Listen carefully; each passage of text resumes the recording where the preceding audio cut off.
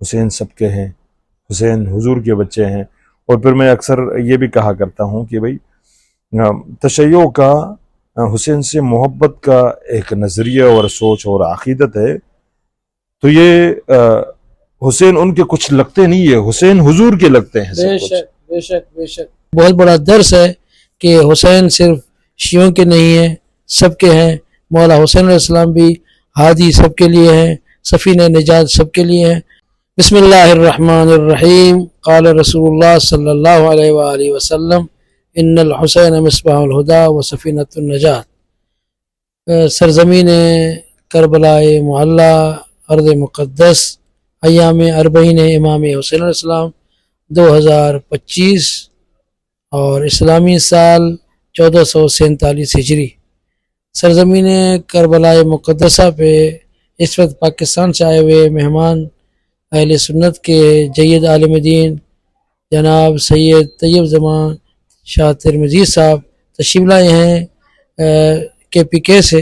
ماشاءاللہ انہوں نے نجف اشرف سے کربلا تک مشی کی اور بہت سارے مناظر دیکھے اور مکمل مشی کی، بلکہ راستے پہ انہوں نے خدمت بھی کی زائرین کی۔ ماشاءاللہ ایک بہت بڑا درس ہے کہ حسین صرف شیعوں کے نہیں ہیں، سب کے ہیں۔ مولا حسین علیہ السلام بھی ہادی سب کے لیے ہیں، سفینہ نجات سب کے لیے ہیں۔ تو ہم آپ کو سرزمین کربلا پہ خوش آمدید کہتے ہیں اور خوشی ہوئی آپ کی زیارت کر کے۔ شاہ صاحب ہم آپ سے یہ پوچھیں گے کہ آپ جب ایئرپورٹ پہ اترے اور جب آ رہے تھے تو آپ کے ذہن میں کیا تھا کہ میں جب کربلا جاؤں گا، عراق جاؤں گا تو آپ کیا دیکھیں گے؟ آنے سے پہلے آپ نے کیا سوچا تھا اور جب آپ ایئرپورٹ پہ اترے تو پھر کیا دیکھا آپ نے؟ اور پھر نجف اشرف سے جب آپ نے مشی کی اور مشی میں جو مناظر دیکھے اور کربلا میں آپ آئے تو آپ نے کیا محسوس کیا؟ آیا جو آپ نے سوچا تھا وہی رہا یا نہیں، بلکہ اس کے برعکس یہاں پہ کچھ اور آپ کو نظر آیا؟ یہ ذرا آپ یہاں کے ماحول، وہاں یہاں کے لوگوں کا آپ کے ساتھ رویہ، مومنین کا آپ کے ساتھ رویہ، آپ کے ساتھ جو ہے کہ کس طرح پیش آئے، تو اس کے بارے میں بتائیں گے تاکہ ہمارے دیکھنے والے ناظرین وہ بھی دیکھیں کہ کس طرح آپ نے یہاں پہ مشی کو، پیدل کو، واک کو اور زائرین کو اور جو ہے کہ آنے والوں کو اور خدمت کرنے والوں کو آپ نے کیسا پایا؟ بسم اللہ الرحمن الرحیم۔ اللہم صلی علی محمد وعلی آل محمد۔ قال رسول اللہ صلی اللہ علیہ وآلہ وسلم حسین منی وانا من الحسین احب اللہ من احب حسین او کما قال علیہ الصلوۃ والسلام۔ آغا صاحب آپ نے پوچھا کہ بھئی جب آپ آ رہے تھے، جب میں پاکستان میں تھا تو جن دوستوں کے ساتھ میں تھا میں بارہا ان سے کہہ رہا تھا کہ بھئی مجھے نہ راستے معلوم ہے، نہ میں کسی کو جانتا ہوں، نہ مجھے ماحول کا پتہ ہے۔ تو ان لوگوں نے دو الفاظ میں کہہ دیا کہ بھئی شاہ صاحب جو ہماری حالت ہوگی وہ آپ کی بھی ہوگی۔ اور یقین جانیے ایئرپورٹ کے بعد یہاں تک 80 کلومیٹر یا جتنا بھی راستہ ہے مجھے اپنے ساتھی ملے ہی نہیں۔ اس کی وجہ یہ ہے کہ بس تھوڑی دیر آگے پیچھے ہو گئے تو پھر میں نکلتا رہا۔ 3 راتیں میں نے راستے میں گزاری اور ہر جگہ ایسی خدمت ملی، ایسی محبت ملی جیسی خدمت مجھے اپنے گھر میں بھی نہیں مل سکتی ہے۔ اور دوسری بات یہ ہے، آپ نے رویے کی بھی بات کی، یعنی شکل و صورت کو بھی دیکھ کر پتہ چلتا ہے کہ ہم پاکستانی ہیں، اور پھر حلیے سے بھی پتہ چلتا ہے کہ ہم سنی ہیں۔ اس کے باوجود میں نے محبت کا یہ اندازہ دیکھا، اگر کسی کے ساتھ تھوڑا آپ راستے میں لگ بھی جائیں تو 10 مرتبہ معذرت بھی کرتے ہیں کہ بھئی معذرت۔ تو یہ ماحول خدا جانتا ہے، ایک الگ دنیا ہے، ایک الگ سوچ، ایک الگ کائنات میں نے دیکھی۔ اور پھر اگر آپ نے تو نہیں پوچھا، ان رویوں کے بارے میں بھی بتاؤں جو رویے ہمارے ہاں اہل سنت ہمارے پیچھے رکھتے ہیں۔ اہل سنت تو نہیں ہوتے ہیں، وہ تکفیری ہوتے ہیں یا فسادی ہوتے ہیں، جہاں تجزیے ہوتے ہیں، کمنٹس ہوتے ہیں ان کے، وہ درد انشاءاللہ میں حرم میں جا کے وہاں بھی سناؤں گا، اور یہاں بھی آپ کے توسط سے دنیا کو بتانا چاہتا ہوں کہ کمنٹس میں اور لوگ ایسی باتیں کرتے ہیں۔ کل بھی میں حرم میں نے ایک تصویر بنائی اور پھر ایک شخص نے مجھے کہا کہ بھئی اللہ تعالیٰ تمہیں ہدایت دے، آپ تو بڑی گمراہ کن نعوذ باللہ جگہ پہ گئے۔ یعنی اس امت کو یہ نہیں پتا کہ امام حسین حضور کا بیٹا ہے، اس امت کو یہ نہیں پتا کہ وہ یہ اس حسین کا مزار ہے، اس حسین کا حرم ہے۔ جس حسین کو حضور علیہ الصلوۃ والسلام نے کاندھے پہ اٹھایا، اپنی زبان چسوائی، سجدے میں ان کے پیٹھ پہ رہیں۔ مجھے ایک روایت بھی یاد آئی کہ ایک مرتبہ حضور علیہ الصلوۃ والسلام اما عائشہ کے گھر سے نکلے، سیدہ کائنات کے گھر کی طرف سے گزر رہے تھے تو امام حسین کی رونے کی آواز آئی۔ جی حضور اندر گئے اور سیدہ کائنات سے فرمایا کیا آپ کو پتہ ہے ان کا رونا مجھے دکھ دیتا ہے؟ علم تعلیمی ان بکاؤہ یؤذینی، میرے بچوں کو، میرے بیٹوں کو مطلب رونے مت دیا کرے۔ یعنی وہ حسین جو حضور کا بیٹا ہے، اور اس کائنات کی یہ سوچ، یہ فکر، جس طرح آپ نے فرمایا کہ حسین سب کے ہیں، میں سمجھتا ہوں کہ جو کلمہ پڑھنے والے ہیں حسین ان کے ہیں۔ یعنی جس طرح ہم کلمہ پڑھتے ہیں لا الہ الا اللہ محمد رسول اللہ، یہ میں بار بار بات کرتا ہوں، ہر ویڈیو میں نے بات کی کہ لوگوں کو سمجھ آ جائے۔ اس امت کو الف با سے سمجھانا پڑے گا۔ جی ہم پہلے ان کو کلمہ سنائیں گے لا الہ الا اللہ محمد رسول اللہ، اس میں جو لفظ محمد ہے یہ ہمارے نبی ہے، ان کی برکت سے اللہ رب العزت نے کائنات بنائی ہے، اور ان کی برکت سے اللہ رب العزت نے ہمیں ایمان جیسے عظیم نعمت سے نوازا ہے۔ بے شک اور اسی محمد کے بیٹے کا نام ہے حسین، بے شک کسی فرقے کا نہیں ہے۔ امام حسین کسی مسلک کا نہیں ہے، امام حسین سے محبت ہے، نہیں ایمان ہے۔ اور پھر حضور کا ایک اور فرمان ہے الزم مودتنا اہل البیت فانه من لقی اللہ ویؤدنا دخل الجنت بشفاعتنا والذی نفسی بیدہ لا ينفع عبدا عمله الا بمعرفت حقنا۔ حضور نے فرمایا اس ذات کی قسم جس کی قبضہ قدرت میں میری جان ہے، کسی بندے کا کوئی عمل قبول نہیں ہے جب تک میری اہل بیت کی معرفت اس کو نہ بے ہو۔ شک اب آپ بتاؤ، جس کو حسین کی معرفت ہوگی تو وہ حسین سے پیار کرے گا، بے شک اب جس کو معرفت نہ ہو تو وہ نہ ان کے اعمال قبول ہے۔ ویسے صبح شام جو ہے نا ورزش کے طور پر نمازیں پڑھتی ہیں، عبادات کرتے ہیں، میں تو یہی سوچ رہا ہوں۔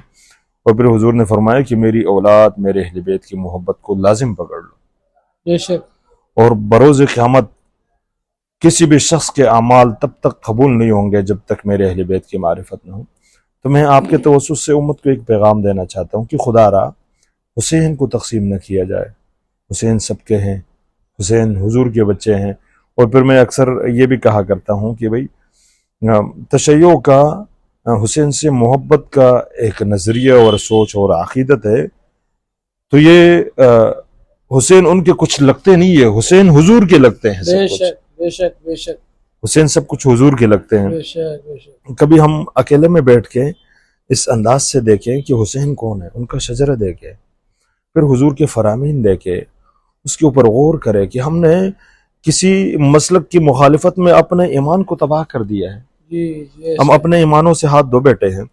میں اہل سنت ہو کر اور میں آپ کے سامنے آپ کے توسط سے بتانا چاہتا ہوں کہ میں تاموت اہل سنت رہوں گا، سلامت رہیں۔ لیکن اس کی وجہ یہ ہے اب اگر امام حسین کی محبت یا اہل بیت کی محبت کی وجہ سے ہمیں کچھ بھی کہہ دیتے ہیں تو ہمیں ان کی فکر ختم ہو گئی ہے، اب وہ سوچ ہم نے چھوڑ دیا ہے۔ ہم حضور کی ہر نسبت سے محبت کرنے والے ہیں، صحابہ ہو، ازواج مطہرات ہو، اہل بیت ہو۔ لیکن میں پیغام میں یہی کہنا چاہوں گا کہ ایک مرتبہ ضرور امام حسین کو پہچان لیجئے گا، اس کے بعد پھر آپ کا ایمان بھی محفوظ رہے گا۔ یہی اہل بیت کی محبت دنیا میں بھی کام آئے گی، یہی اہل بیت کی محبت سے آپ بروز قیامت بھی حضور کے سامنے سرخرو ہوں گے۔ انشاءاللہ۔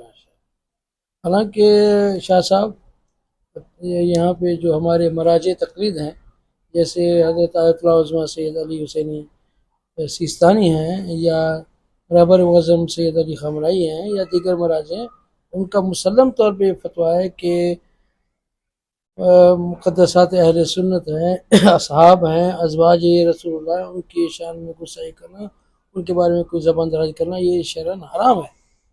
لیکن پتہ نہیں کیوں یہ بیان کرتے ہیں کہ یہ شیعہ مراجع کے یہ جو ہے کہ اصحاب کے خلاف بولتے ہیں۔ اب یزید تو صحابی نہیں ہے، یزید پہ اگر کوئی لعنت کرتا ہے، جس نے جو ڈائریکٹ جو امام حسین علیہ السلام کے خون میں شریک ہے، اور جب قافلہ کربلا سے اسیر ہو کے جب شام پہنچا تو یزید نے یہ کہا تھا کہ نہ وحی تھی نہ قرآن تھا، یہ بنو ہاشم کا ڈھونگ تھا، کاش بدر کے مقتولین دیکھتے کہ میں نے کیسا بدلہ لیا ہے اولاد علی سے۔